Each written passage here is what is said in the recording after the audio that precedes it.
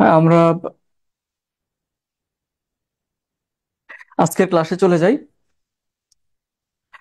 দেখেন, আজকের যে টপিকটা সেটা হলো অণুজীব বিজ্ঞান। আমরা প্রথমে বিজ্ঞানের যে টপ 10টি টপিক আছে, যে 10টা টপিক যদি আপনি পড়েন ভালো করে, তাহলে এখান থেকে 8 থেকে 10টা কোয়েশ্চেন মোটামুটি ভাবে 8টা কোয়েশ্চেন পাবেন কনফার্ম। তো ওই 10টা অধ্যায় আমরা আগে শেষ করব। তারপরে অন্য যেগুলো আছে ওগুলো শর্ট করে, যতটুকু পড়ার প্রয়োজন ততটুকু শর্ট করে আমরা শেষ করব। তাহলে আজকের টপিক হলো অণুজীব বিজ্ঞান। তো অণুজীব বিজ্ঞান, দেখেন, প্রথমে আমরা এটার একটু প্রশ্নগুলো একটু দেখে নিব। দেখেন, এখানে আমরা দেখতে পাচ্ছি এই যে টপিক থেকে মোট দশম বিসিএস থেকে 46তম বিসিএস পর্যন্ত মোট কোয়েশ্চেন আসছে হলো 12টা। একটু খেয়াল করবেন প্লিজ।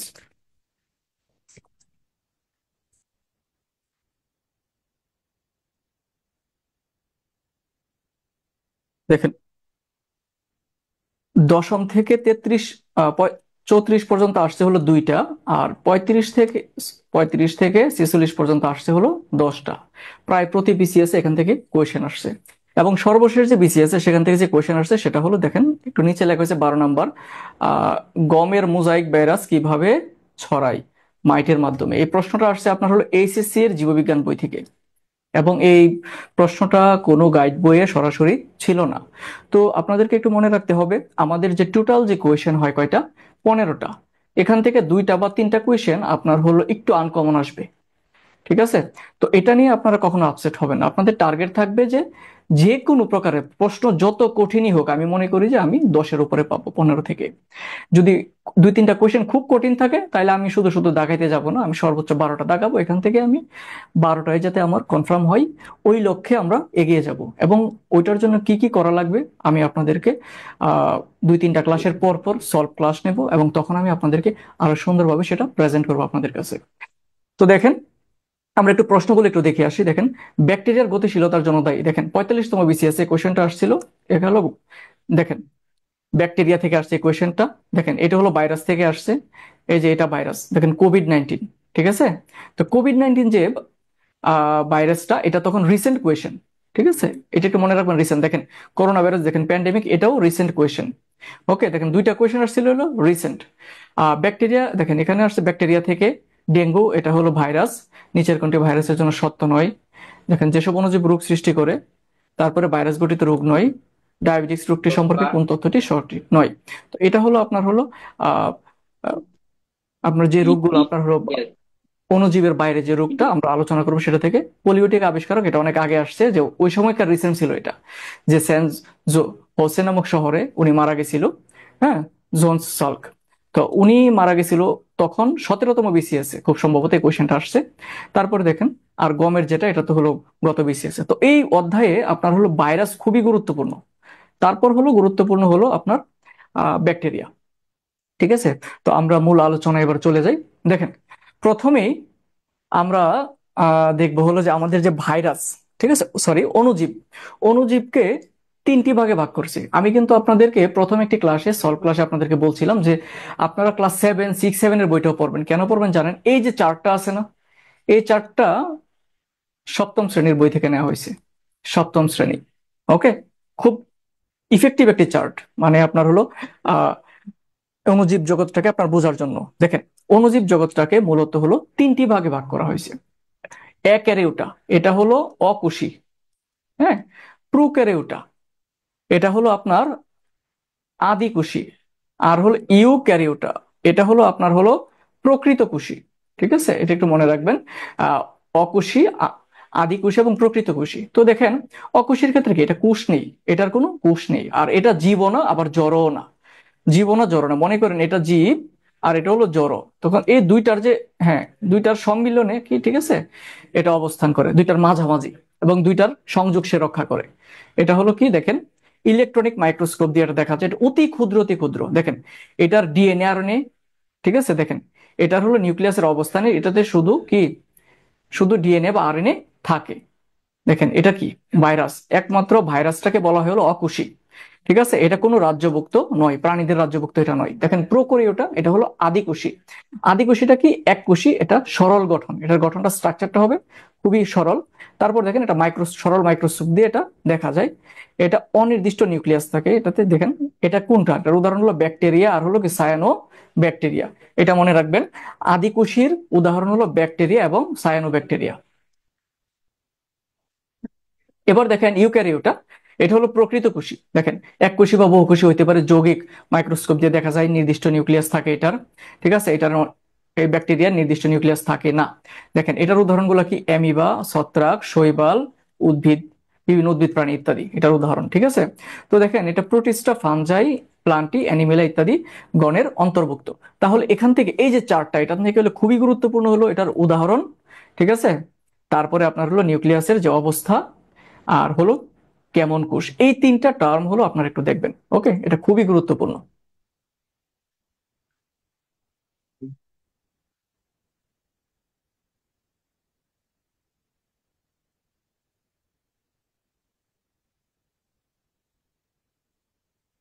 এবার দেখেন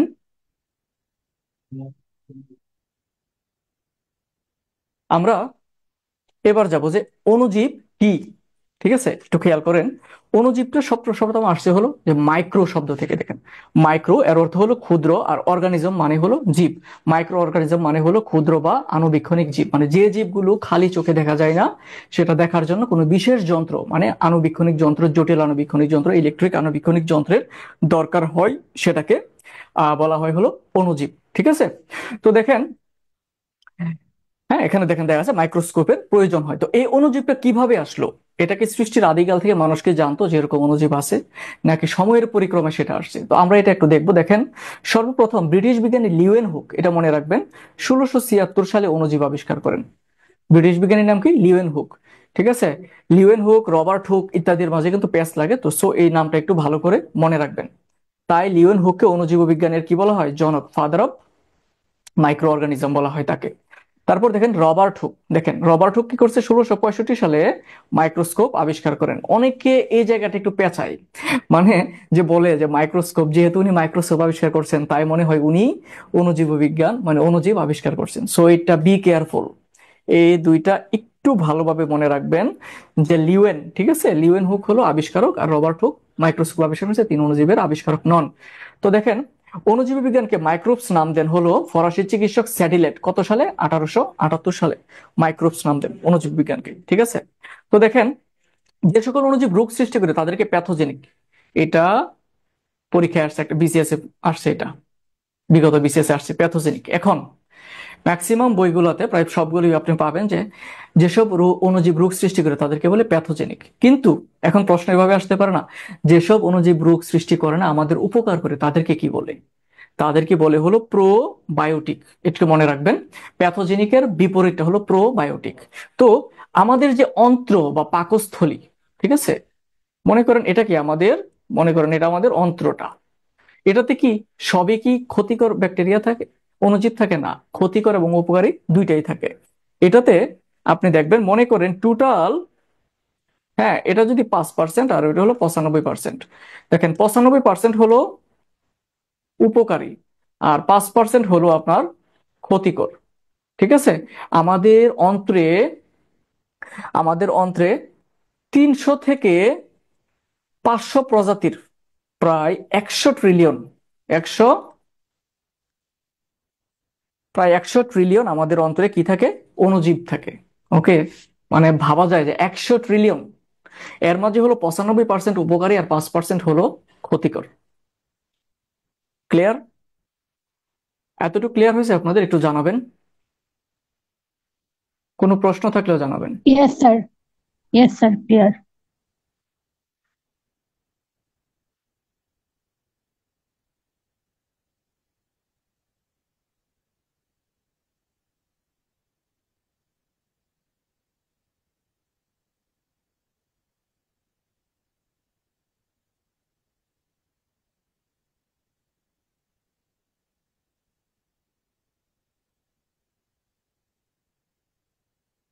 দেখেন এবার আমরা আসবো হলো ভাইরাসে। অণুজীবের মাঝে সবচেয়ে বেশি যেটা ক্ষতিকর সেটা হলো ভাইরাস। দেখেন ভাইরাস শব্দটা মূলত আসছে হলো ল্যাটিন ভাষা থেকে, যার অর্থ হলো বিষ। এটি হলো সরলতম অকোষী, মানে তার কোনো কোষ নেই। আবার মনে রাখবেন যে ভাইরাসের কোনো কোষ নেই। এটা দেখেন, এটা একটু মনে রাখবেন যে এটার কোনো কোষ নেই, এটার মাইটোকন্ড্রিয়া টাইটোকন্ড্রিয়া কোনো কিছু নেই। এটার আবরণটাকে দেখেন, এটার আবরণ হলো প্রোটিন আবরণ এবং নিউক্লিক অ্যাসিড। নিউক্লিক অ্যাসিড আমরা জানি দুই প্রকার, একটা ডিএনএ আর একটা কি আরএনএ। মনে করেন এই যে এটা হলো একটি ভাইরাস, তো এটার আবরণটা হলো প্রোটিন, ঠিক আছে? এটার আবরণটা হলো কি প্রোটিন। তো প্রোটিন বা আমিষ যেটা তৈলাক্ত। দেখেন তো এই প্রোটিন, করোনা ভাইরাস কিন্তু এটা, করোনা ভাইরাস যখন আমাদের পুরো বিশ্বে যখন নাকি সংক্রামক ব্যাধি হিসাবে ছড়িয়ে পড়ে, তখন বলা হয়তো না যে হাত ধুইবেন। তো হাত ধুইলে কি, হাত ধুইলে যে এই প্রোটিনটার সাথে এটা কি হয়, বিক্রিয়া করে এই প্রোটিনটা কি হয়, ভেঙে যায়। ভেঙে গেলে এই ভাইরাসটা কি হয়, মরে যায়। ঠিক আছে? আর না হলে এটা কি, এটা মরে না। এরকম মনে করেন যে ঘাপটি মাইরা আপনার খাটের কোনায় বছরের পর বছর এটা বসে থাকবে, বা কোনো একটা বরফের কোনায় হাজার কোটি বছর এটা বসে আছে। যেই কোনো একটা প্রাণী পাইলো, মনে করেন যে এই যে পার্সনটাকে পাইলো, এর শরীরে সে কোনো মাধ্যমে, শ্বাস প্রশ্বাসের মাধ্যমে, হ্যাঁ, বা কাটা ছেঁড়ার মাধ্যমে ঢুকে গেল, এবং সে কি একদম মনে করেন যে সাহসী ব্যক্তিত্ব হয়ে গেল এবং তার ক্ষতি করা শুরু করলো। ওকে, দেখেন এটাকে বলা হলো জীব ও ঝড়ের সংযোগকারী। মনে করেন এটা জীব, এটা জ্বর, দুইটার মাঝে কি সে সংযোগ স্থাপন করে। ঠিক আছে? ভাইরাসের দিয়ে প্রোটিন আবরণকে বলা হয় ক্যাপাসিড। এটা একটু মনে রাখবেন, এটার যে আবরণটা, এই যে আবরণটা, এটাকে বলা হয় ক্যাপাসিড। যে সকল ভাইরাস ব্যাকটেরিয়া আক্রমণ করে তাকে ব্যাকটেরিওফাজ বলা হয়। তো এই ভাইরাসটা করে কি, আপনার ব্যাকটেরিয়াকে আক্রমণ করে ব্যাকটেরিয়াকে খেয়ে ফেলে। তো দেখেন ভাইরাসের আবিষ্কারককে, ভাইরাসের আবিষ্কারক হলো রুশ জীবাণুবিদ আইভন আইভানো ভ্যাসকির। এই যে ব্যক্তিটা, এই ভদ্রলোক হলো ভাইরাস আবিষ্কার করছে। তো প্রাণীদেহের সবচেয়ে বড় ভাইরাসের নাম হলো হার্পিস ভাইরাস এবং সবচেয়ে ছোট ভাইরাসের নাম হলো পোলিও ভাইরাস। ওকে, তো দেখেন এবার আমরা পরে যাব। দেখেন ব্যাকটেরিওফাজ, একটু আগে আমরা বলছিলাম যে যে ভাইরাস ব্যাকটেরিয়াকে খেয়ে ফেলে, ঠিক আছে, সেটাকে বলা হয় ব্যাকটেরিওফাজ ভাইরাস। দেখেন ব্যাকটেরিয়াকে আক্রমণ করে, এটা কি করে, খেয়ে ফেলে। তো এটার উদাহরণ হলো T2 এবং T4। একটু মনে রাখবেন যে ব্যাকটেরিওফাজ ভাইরাসের উদাহরণ হলো T2 এবং T4। তো দেখেন, তো এটার কাজটা কি, মাঝে মাঝে ভাইরাস কি আমাদের যে ব্যাকটেরিয়া নিধন বা ব্যাকটেরিয়া যদি আক্রমণ করে আমাদের শরীরে যে রোগ হয়, ওই রোগের ওষুধ তৈরিতে ব্যবহৃত হয়। সেই ওষুধগুলা কি কি দেখেন, কলেরার, আমাশয় এবং টাইফয়েডের ওষুধ তৈরিতে এই ব্যাকটেরিওফাজ ভাইরাস কাজ করে। ওকে, এটা একটু মনে রাখতে হবে আপনাদের। তো দেখেন ব্যাকটেরিওফাজ ভাইরাস কাজ করে কি, কলেরা, আমাশয় এবং টাইফয়েডের ওষুধ তৈরিতে, এবং এটার মূল কাজ কি, এটা ব্যাকটেরিয়াকে আক্রমণ করে খেয়ে ফেলে। তো পরীক্ষায় কিন্তু এটা থেকে অনেকগুলা কোয়েশ্চেন আসছে অন্য বিভিন্ন পরীক্ষায়। সো এটা একটু আপনাদের মনে রাখতে হবে।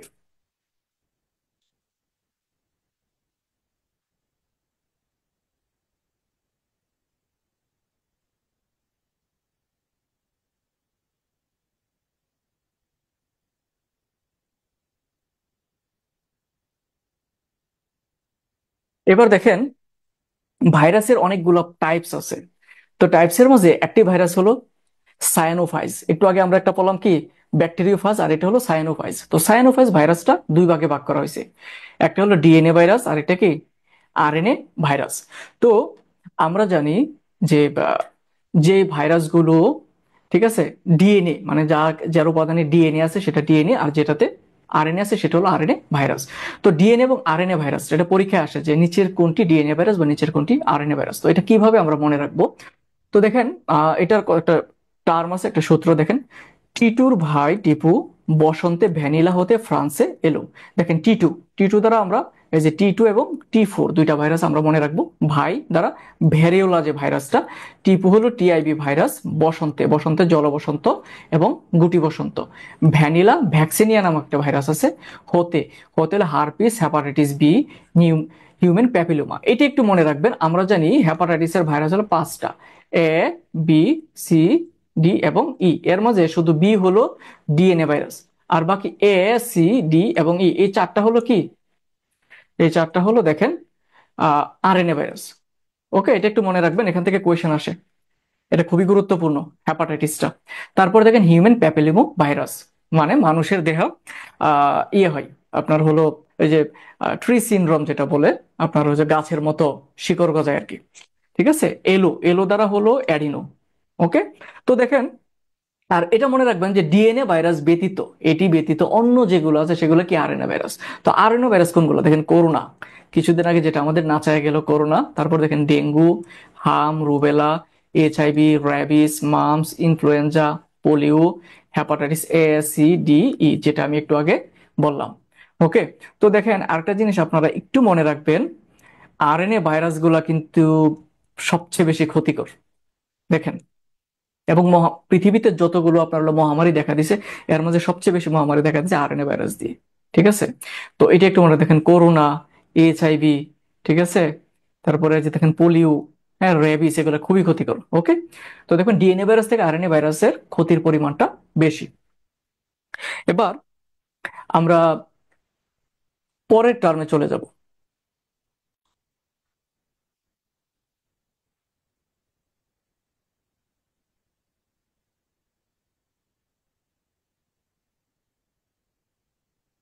দেখেন, এবার আমরা দেখব যে উদ্ভিদের কিছু ভাইরাস। ঠিক আছে, আমরা দেখি যে উদ্ভিদ দেহ বিভিন্ন ভাইরাস আক্রমণ করে। যে গত পরীক্ষায় কিন্তু আসছিল যে গমের ভাইরাস, ঠিক আছে, যে গমের যে ভাইরাসটা সেটা কিভাবে আপনার হলো ছড়াই মাইটের মাধ্যমে। ঠিক আছে, কোনটা বাতাসের মাধ্যমে ছড়াই, ঠিক আছে, কোনটা স্পর্শের মাধ্যমে ছড়াই। ওকে। আবার কোনটা পানির মাধ্যমে ছড়াই। তো নানান ভাবে ছড়াইতে পারে। ঠিক আছে। তো দেখেন এর মাঝে একটা হলো ধানের টুংরু রোগ। ঠিক আছে, আমরা দেখি যে ধান খেতে, কেউ যদি আপনার ধান খেতে গিয়ে থাকেন তাহলে দেখবেন যে যে কৃষক তার ধানের প্রতি যত্নশীল না, তার জমিতে দেখবেন এরকম সবুজ পাতার মাঝে এই মাঝের অংশটুকু শুকনো হয়ে পচে গেছে। ঠিক আছে। আর ধান ক্ষেতগুলো কেমন জানি একটু অগোছালো, ঠিকঠাক বড় হচ্ছে না এবং ফসলও হচ্ছে না। তারপর দেখেন এটা হলো ধানের টুংরু রোগ। ওকে। তারপর দেখেন তামাকের মোজাইক ভাইরাস। ঠিক আছে, এটা খুবই ক্ষতিকর, তামাকের মোজাইক ভাইরাস। দেখেন এই যে তামাক পাতাটা, এটা সাদা সাদা সাদা সাদা সাদা সাদা অংশ হয়ে পুরো পাতাটা মোটামুটি ভাবে নষ্ট হয়ে যাচ্ছে। তো এটা হলে আপনার হলো তামাক গাছ কি হয়ে যায়, সে আর বাড়ে না এবং ওই জায়গায় আস্তে আস্তে গাছটি মারা যায়। এবার দেখেন গমের মোজাইক ভাইরাস। ঠিক আছে, যেটা থেকে গতবার কোয়েশ্চেন আসছিল। দেখেন গম গাছের পাতাতে এই যে সেম আপনার একটা ইয়েলো টাইপস হয় একদম পুরো পাতাটাতে, এবং ওই কি হয়, ওই গম গাছে খড়বাকাই হয়ে যায় এবং গাছ থেকে আর ফসল হয় না। সিমের মোজাইক ভাইরাস, এই দেখেন, এই যে দেখেন, এই ভাইরাসটা মূলত হলো ওই পাতাতে, হ্যাঁ, হলদেটে একটা টাইপের হয়। টমেটোর বুশিটেন্ট ভাইরাস, কলার বাঞ্চিটপ ভাইরাস, গুলালোর মোজাইক ভাইরাস। দেখেন কলার বাঞ্চিটপ এটা হলে কলা গাছটি আর বড় হয় না। গুলালোর মোজাইক ভাইরাস। ওকে। তো দেখেন এবার আমরা এর পরের যে টাইপটাতে যাব। দেখেন আহ ভাইরাস ঘটিত যে রোগগুলো। ওকে। যে ভাইরাস, এবার টোটাল ভাইরাস ঘটিত রোগগুলো আমরা কিভাবে মনে রাখবো। তো এটার জন্য আমি একটা সূত্র দেখছি, দেখেন এটা একটু মনে রাখবেন।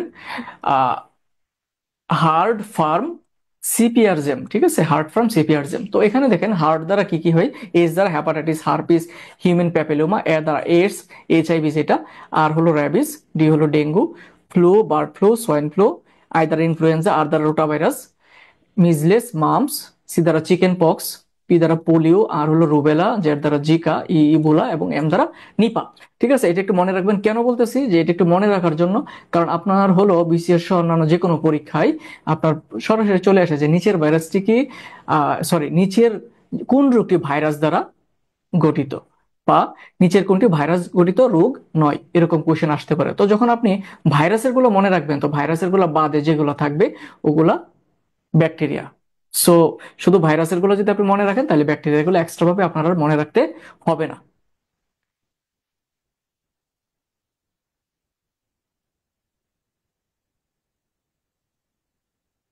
এবার দেখেন হ্যাপাটাইটিস। ঠিক আছে, যে অনেক মারাত্মক একটি রোগ। আমরা একটু মনে রাখবো, দেখেন 28শে জুলাই হলো হ্যাপাটাইটিস, বিশ্ব হ্যাপাটাইটিস দিবস। ওকে। হ্যাপাটাইটিস মানে কি, আমাদের দেখেন যে লিভার বা যকৃত, ঠিক আছে, যেটাকে আমরা খাস বাংলায় কি বলি, কলিজা, আমরা যেটা খেতে খুব পছন্দ করি গরু, মহিষের, ছাগলের। তো দেখেন এই যে লিভার, এই লিভারের হলো, এই লিভারের যে টিস্যু কোষগুলো আছে ওইটার যে প্রদাহ বা ইনফেকশন, এটাকেই বলে কি হ্যাপাটাইটিস। ওকে। তো হ্যাপাটাইটিস মূলত হলো 5 প্রকার, এ, বি, সি, ডি এবং ই। ঠিক আছে। তো এর মাঝে হলো আপনার একটু মনে রাখবেন। দেখেন এ এবং হলো ই, ঠিক আছে, এ দুইটা হলো আপনার খাদ্য, দেখেন, খাদ্য ও পানি দ্বারা সংক্রমিত হয়। এ এবং ই কি, খাদ্য ও পানি দ্বারা সংক্রমিত হয়। আর হলো এই যে বাকি যে বি, সি, ডি, এই তিনটা আপনার হলো রক্ত, সেক্স দ্বারা সংক্রমিত হয়, ঠিক আছে।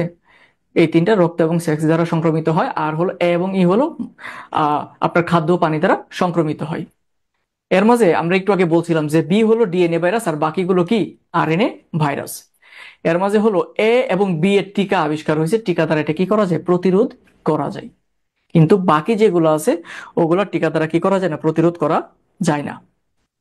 তার মাঝে হলো দেখেন এই যে সি, এটা হলো সবচেয়ে ক্ষতিকর। সি হলো অনেক বেশি মারাত্মক। ওকে, তো দেখেন, তো এই যে হেপাটাইটিস, হেপাটাইটিসটা কে আবিষ্কার করছে, হেপাটাইটিসের টিকা, বি এর টিকা কে আবিষ্কার করছে, ওই ভদ্রলোকের নাম হলো ব্লুমবার্গ। আর এই ব্লুমবার্গের জন্ম তারিখ হলো 28শে জুলাই। সে কারণে তার জন্ম তারিখটাকে সম্মান জানানোর জন্য বিশ্ব স্বাস্থ্য সংস্থা 28শে জুলাইকে বিশ্ব হেপাটাইটিস দিবস হিসেবে ঘোষণা করছে। ওকে, তো দেখেন এই হেপাটাইটিসটা হলে কি হয়, হেপাটাইটিসটা হলে যে সারা শরীরে কি হয়, পানি চলে আসে, চোখ ইয়েলিশ হয়ে যায় এবং একটা সময় ইনস্ট্যান্ট লোকটা কি হয়, মারা যায়, ঠিক আছে। তো এই যে হেপাটাইটিসের জন্য যে টিকাটা HBIG, এটাও পরীক্ষায় আসছিল। হ্যাঁ, জন্মের পর হেপাটাইটিসে আক্রান্ত শিশুকে কোন টিকা দেয়া হয়, ঠিক আছে, কত ঘন্টা পরে। দেখেন HBIG এর মানে কি, হেপাটাইটিস বি ইমিউনো গ্লোবিউলিন। ওকে, এটা একটু মনে রাখবেন, এটুকু তথ্য মনে রাখলেই হবে।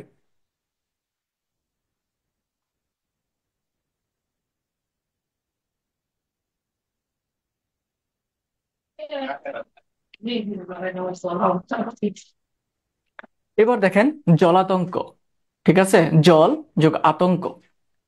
তো দেখেন এটা কোন ভাইরাস দ্বারা হয়, এটা মূলত হলো র্যাবিস বা র্যাবিস ভাইরাস। এর আরেক নাম হলো স্প্রিড ভাইরাস।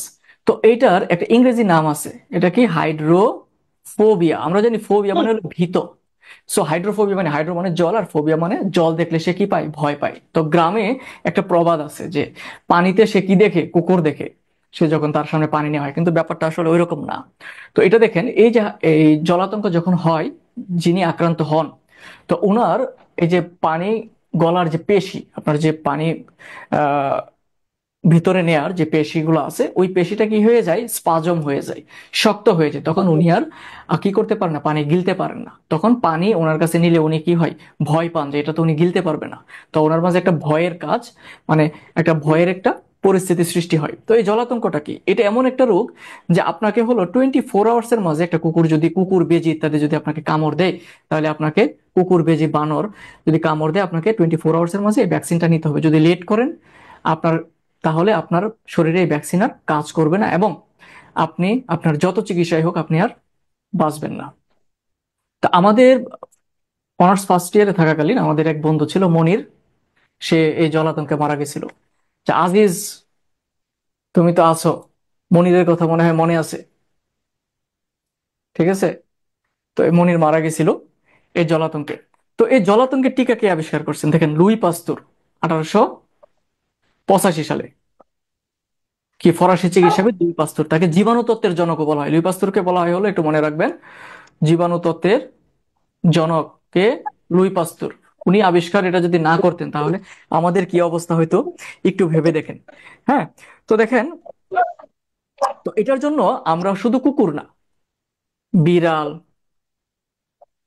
বেজি, ঠিক আছে, যদি মানুষ আক্রান্ত, ওই মানুষও যদি কাউকে কামড় দেয়, ঠিক আছে, তারপরে আপনার হলো শিয়াল, তারপরে বাঘ, হ্যাঁ, বাদুর ইত্যাদি কিছু কিছু প্রাণীর কামড় দিলে এই রোগটা হতে পারে।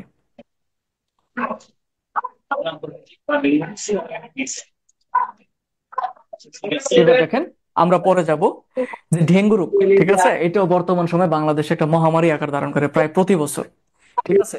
তো ডেঙ্গু রোগের হলে সবচেয়ে যে জিনিসটা আমরা আলোচনায় আসি সেটা কি, প্লাটিলেট, ঠিক আছে। প্লাটিলেট মানে কি, অনুচক্রিকা, অনুচক্রিকা ফল করে তখন রোগী মারা যেতে পারে। সে কারণে আমরা সবচেয়ে বেশি সচেতন থাকি যে কোনোভাবেই যাতে তার প্লাটিলেট নিচে না নামে এবং আমরা রক্ত রেডি রাখি। ঠিক আছে, ডেঙ্গু মূলত ফ্লাভি ভাইরাসের দ্বারা হয়ে থাকে, তাকে অনেকে ডেঙ্গু ভাইরাসও বলে থাকে।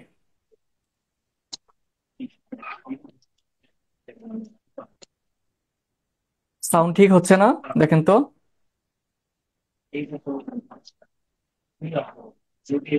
আপনি বারবার আনমিউট কেন? সাউন্ড করবেন না প্লিজ। মোবাইলটা, এই যুগের ছেলে মেয়ে একটু মোবাইলটা চালানো শিখেন। দেখেন, দেখেন ফ্লাভি ভাইরাস এটাকে ডেঙ্গু ভাইরাস বলেও ডাকা হয়। ঠিক আছে, এটা এক ধরনের কি আরএনএ ভাইরাস, এটা একটু মনে রাখতে হবে। ডেঙ্গুটা কি এক ধরনের আরএনএ ভাইরাস। তো এই যে ডেঙ্গুটা, এটা কিভাবে হয়? এটা এডিস মশা, এডিস মশার দুইটা জাত আছে, একটা হলো এডিস অ্যাজিপ্টি আর একটা এডিস অ্যালবোপিক্টাস। ঠিক আছে, এডিস অ্যাজিপ্টি। তো আরেকটু জিনিস মনে রাখবেন, স্ত্রী মশার কামড়ে কিন্তু হয়, পুরুষ মশার কামড়ে কিন্তু ডেঙ্গু রোগ হয় না। ঠিক আছে, তো দেখেন, এটার কিন্তু সুনির্দিষ্ট এখনো কোনো প্রতিষেধক আবিষ্কার হয়নি। টিকা আবিষ্কার হয়েছে, কিন্তু এটা এখনো ওই রকম ভাবে আমাদের ঠিকঠাক মতো কাজ করা শুরু করেনি। ওকে, সে কারণে এই যে এখন ডেঙ্গুর সিজন চলে আসছে, আপনারা একটু সচেতন থাকবেন।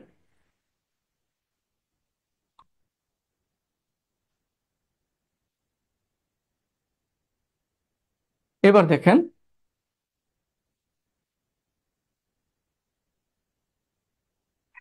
এটা হলো পোলিও ভাইরাস। ঠিক আছে, পোলিও ভাইরাস। তো পোলিও ভাইরাসটা মূলত কি একটু দেখেন। পোলিও ভাইরাসটা মূলত হয়ে থাকে পোলিওটিস পোলিওমেলিটিস ভাইরাস, যেটা এটা হলো স্নায়ুতন্ত্রের একটা রোগ, মানে নার্ভ সিস্টেমের একটা রোগ। যদি কারো হয় তাহলে একটা পা চিকন হয়ে ওই পাশটা মোটামুটি ভাবে অকার্যকর হয়ে যায়। ঠিক আছে, একসময় পুরো পৃথিবীতে এটা একটা মহামারী আকার ধারণ করছিল, এবং আপনার হলো বিশ্ব স্বাস্থ্য সংস্থা সেটা কি রেড অ্যালার্ট জারি করছিল। ঠিক আছে, তো বিশ্ব স্বাস্থ্য সংস্থা করছে কি 1988 সালে। ঠিক আছে, 1988 সালে সারা বিশ্বে পোলিওর জন্য টিকাদান কর্মসূচি আরম্ভ করে কে, WHO, টিকাদান কর্মসূচি। ওকে, এবং মজার খবর হলো 2014 সালে বিশ্ব স্বাস্থ্য সংস্থা আমাদের কি করে পোলিও মুক্ত হিসাবে ঘোষণা করে আমাদের বাংলাদেশকে। এটা আমাদের জন্য অতি আনন্দের। ঠিক আছে, তো দেখেন, আমরা বলছিলাম যে এটা হলো স্নায়ুতন্ত্রের একটি রোগ। এটা কিভাবে ছড়ায়? দেখেন, মল, দূষিত পানি বা খাদ্যের মাধ্যমে এই পোলিও রোগটা ছড়িয়ে থাকে। ঠিক আছে, তো এই যে পোলিও যে ভ্যাকসিনটা, এটা মূলত কে আবিষ্কার করছেন? দেখেন, 1954 সালে পোলিওটিকে আবিষ্কার করেন কে? জোনাস সক। একটা জিনিস জানেন কিনা, একসময় কিন্তু আপনার পোলিও টিকাটা আপনার ইনজেকশনের মতো দেওয়া হইতো। ঠিক আছে, এই যে জোনাস চকের যে টিকাটা, এটা ইনজেকশনের মাধ্যমে দেওয়া হইতো। 1961 সালে আলবার্ট সাবিল উরাল পোলিও ভ্যাকসিন আবিষ্কার করেন, যেটা আমরা বাচ্চাদেরকে এখন খাওয়াই বা আমরা নিজেরাও খেয়েছি। ঠিক আছে, 1961 সালে কি আহ আলবার্ট সাবিল ওরাল মানে মৌখিক মুখে দিয়ে খাওয়ার যে এটা আবিষ্কার করেন। এবং দেখেন, এই যে জোনাস চক, উনি মারা গেছিল হলো আহ যুক্তরাষ্ট্রে। ওকে, যুক্তরাষ্ট্রে। এটা নিয়ে একটা কোয়েশ্চেন বিসিএস আসছিল, তৎকালীন সময় গুরুত্বপূর্ণ ছিল আর কি, এখন গুরুত্বপূর্ণ না। এবার দেখেন, আমরা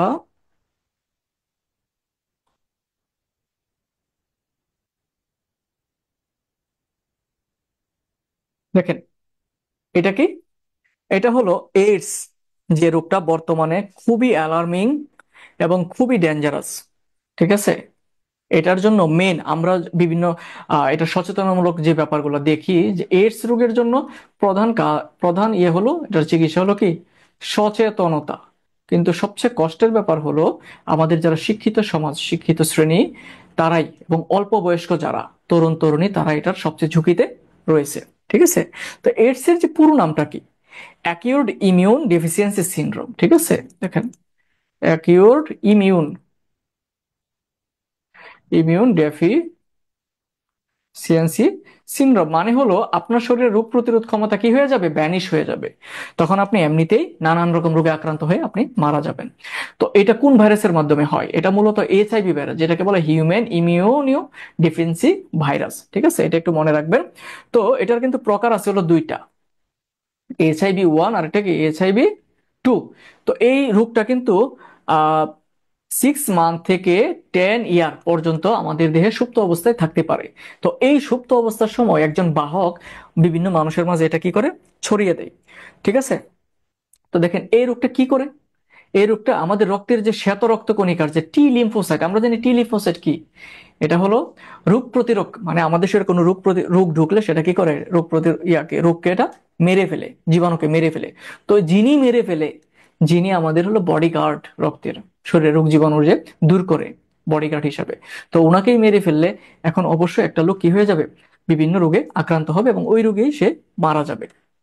ঠিক আছে? তো এই রোগটা মূলত কিভাবে হয়? এই রোগটা হতে পারে রক্তের মাধ্যমে, বীর্যের মাধ্যমে। ঠিক আছে? তারপরে শিশুরা যদি বুকের দুধ খায়, মা যদি আক্রান্ত হয়, শিশু যদি মায়ের বুকের দুধ খায়, তাহলে কি সে আক্রান্ত হয়। একজন মনে করেন আহ ঠিক আছে, হাজবেন্ড আক্রান্ত, তা হাজবেন্ডের মাধ্যমে ওয়াইফের শরীরে সেটা যেতে পারে। কেউ যদি রক্ত দেয়, তো ওই রক্ত যদি যিনি দিচ্ছেন উনি যদি আক্রান্ত হন, তাহলে যাকে দিচ্ছেন উনি আক্রান্ত হতে পারেন।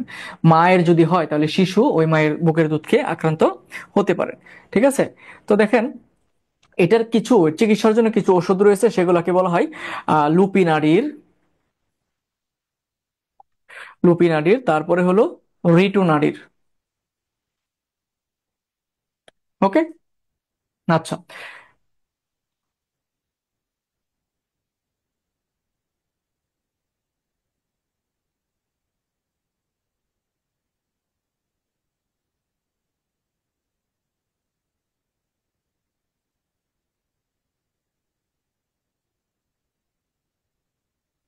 এবার দেখেন, কোভিড বা করোনা ভাইরাস, এটা অবশ্য আপনারা খুব ভালোভাবে জানেন, এটা কি, আরএনএ ভাইরাস। ঠিক আছে, আরএনএ ভাইরাস এটা সার্স ভাইরাসের একটা গোষ্ঠীভুক্ত আরএনএ ভাইরাস। তো এটা প্রথম কোথায় দেখা দিছিল?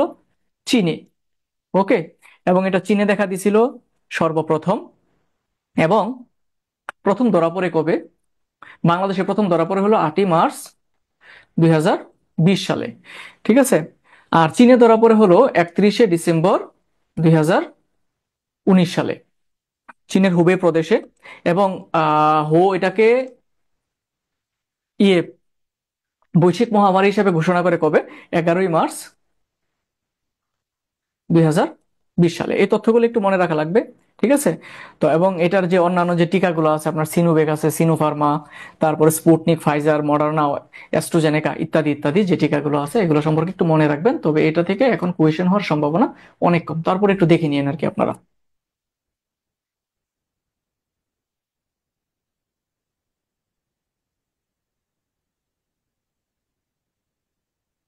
দেখেন, এবার আমরা দেখবো হলো পক্স। হ্যাঁ, বসন্ত। এই বসন্ত কিন্তু আমাদের যে ফাল্গুন, ওই বসন্ত না।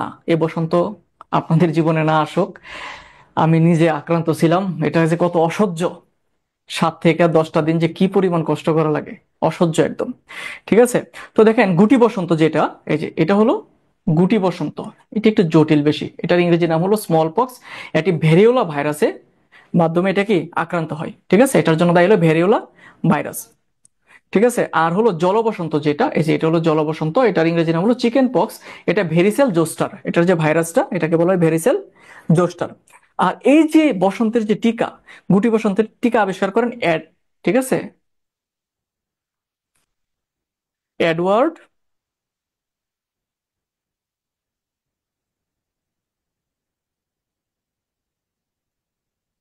অ্যান্থনি জেনার। আপনারা জানেন কি না, একসময় ইংরেজ আমলে যার গোষ বসন্ত খুব মাত্রাতিরিক্ত দেখা দিত, তাহলে অনেক মানুষকে তারা পুড়িয়ে ফেলতো। এরকম অনেক ধরনের ইনফরমেশন কিন্তু আছে, তারা পুড়িয়ে ফেলতো মানুষকে। ঠিক আছে? দেখেন, এটাও এক ধরনের কি, ডিএনএ ভাইরাস। এই বসন্ত ডিএনএ ভাইরাস। ওকে, এবার আমরা পরে যাব।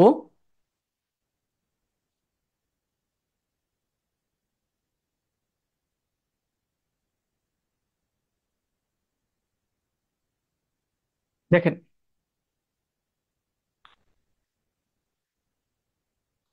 এই রোগটা হলো মামস। ঠিক আছে? তো মামস যে রোগটা, এটা হলো আমাদের এই যে কর্ণগ্রন্থির, এই যে দেখেন এখানে আমাদের যে কর্ণগ্রন্থির কাছে দেখেন, কর্ণের কাছে প্যারোটিড নামক একটি গ্ল্যান্ড আছে। এই গ্ল্যান্ডটা যখন নাকি ফুলে যায়, ঠিক আছে, তখন এটা হলো এই যে রোগটা হয় সেটাকে বলে মামস রোগ। এটা একটা ছোঁয়াচে রোগ, ঠিক আছে, হাঁচি কাশির মাধ্যমে এটা ছড়ায়। এটা টিকার মাধ্যমে, ঠিক আছে, টিকার মাধ্যমে এটা হলো প্রতিরোধ হয়। ঠিক আছে, টিকার মাধ্যমে প্রতিরোধ হয়। এই যে টিকা, এটা আবিষ্কার করেছেন হলো মরিস হাইলম্যান নামক একজন ভদ্রলোক। মরিস হাইলম্যান, এটা হলো সবসময় মনে রাখবেন, এটা পরীক্ষা আসে হলো নিচের কোনটি কর্ণগ্রন্থির রোগ। ঠিক আছে, এই যে মামস, এবং কোন গ্রন্থির কারণে এই মামস রোগ হয়, এটা কি প্যারোটিড গ্রন্থিটা, এটা একটু মনে রাখলেই হবে। এবার আমরা দেখবো হলো হাম। ঠিক আছে, এটা বাচ্চাদের সবচেয়ে বেশি হয় ভাইরাস গঠিত এই রোগটা। হামের জন্য দায়ী হলো মিজলেস ভাইরাস। হামের কয়েকটি প্রকার আছে, আরেকটা প্রকার আমরা পরে দেখবো। হামের যে টিকা সেটা কি মিজলেস ভ্যাকসিনস। ঠিক আছে, আমরা জানি বাচ্চাদের যখন আপনারা হলো টিকার কার্ড দেবেন সেখানে এমএমআর নামক কি থাকে, একটা টিকা থাকে। এখানে হলো তিনটা ভ্যাকসিন একসাথে দেওয়া হয়, এর মাঝে একটা হলো কি মিজলেস হাম। ঠিক আছে, হামের কারণে শিশু অন্ধ হয়ে যেতে পারে, 44তম বিসিএস এ প্রশ্নটা আসছিল। ঠিক আছে, সো এই হামটা একটু আপনারা একটু দেখবেন। এই হামের যে টিকা আবিষ্কারক হলো অ্যানভার্স ও জন পিবলস। এটা মনে রাখবেন কি, বিজ্ঞানী অ্যানভার্স ও জন পিবলস নামে দুইজন ভদ্রলোক কি করছেন, এই হামের টিকা আবিষ্কার করছেন। এটার ফলে কি হয়, শরীরে দেখেন, এই যে দেখেন ফুটা ফুটা ঘামাচির মতো, ঘামাচির চেয়ে একটু তীব্র লাল লাল লাল লাল সারা শরীরে হয়। বাচ্চাদের দেখবেন যে প্রায় এই রোগটা হয়ে থাকে।